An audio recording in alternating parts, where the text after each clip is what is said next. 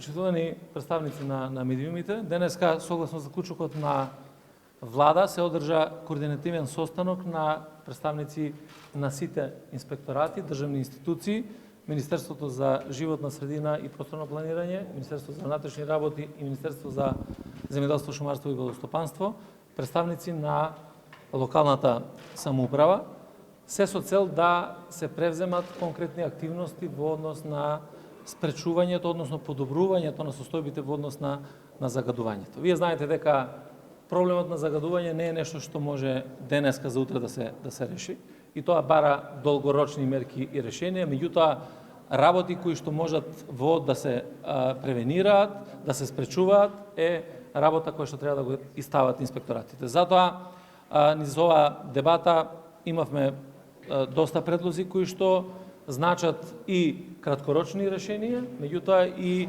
предлози кои што ќе значат измена на законски решенија и на правилници, меѓутоа тоа е за иднина за решение на целиот овој проблем.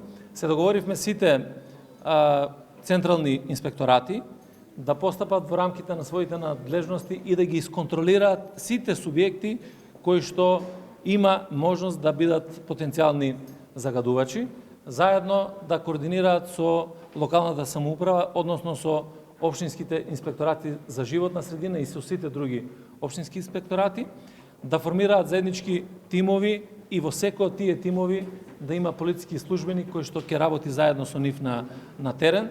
Тоа да го правиме секојдневно, континуирано во сите градови во државата и се договоривме дека целиот тој процес ќе го координираме тука заедно во канцеларијата на претседателот на владата, ќе добиваме секојдневни извештаи во однос на состојбите на мерките кои што биле превземени. Затоа апелирам до сите граѓани. Најважна работа, најважен приоритет е и јавната свест. Сите ние колку заеднички ќе допринесеме да имаме чист воздух во државата, а тоа значи да не ни смета само кога гледаме дека некој друг пали огин, недозволени работи и така натаму, туку тоа да не го правиме и самите ние, затоа што ќе има силна и жестока реакција од институциите, се со цел да овој тренд кој што е сега и на палење на шуми, на палење на отпад, на депонирање на отпад на места на кои што не треба да се депонира. Тука треба да посветат внимание локалните самоуправи на палењето на тие диви депонии кои што ги имаме, што е еден од клучните исто така приоритети за да може да биде санирано. Едноставно сите заедно да допринесеме да оваа состојба ја ставиме под контрола. Веќе дава такви резултати во општините. Еве градот Скопје не информираше детално што се презема во општина Куманово, во другите општини низ Република Северна Македонија.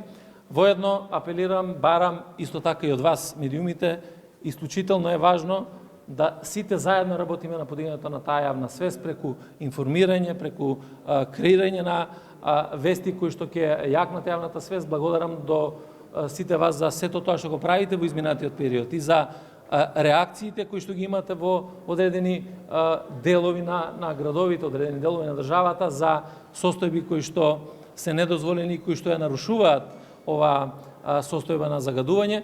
Меѓутоа, сите заедно, реков уште еднаш, да направиме се да имаме успешно справување во овој дел. Ние знаете дека владата за прв пат после многу години направи низа на мерки кои што ќе значат решавање на овој проблем. Меѓутоа, тие мерки мора да почнат да дават резултати. Гасификацијата е една од клучните мерки.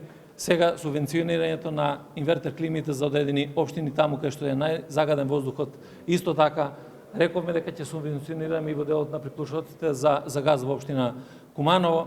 Сите институции добија задача во државата да пристапат кон промена на системите за грејење и ако можеме тоа да го направиме во најскоро можно време, да се приклучат на газ таму кај што треба да се приклучат на газ, каде што може да користат обновливи извори на енергија, енергенси кои што не ја загадуваат животната средина, и нормално е дека понатаму треба да се прават и одредени законски измени кои што ќе значат забрана на користење на одредени енергенси. Благодарам.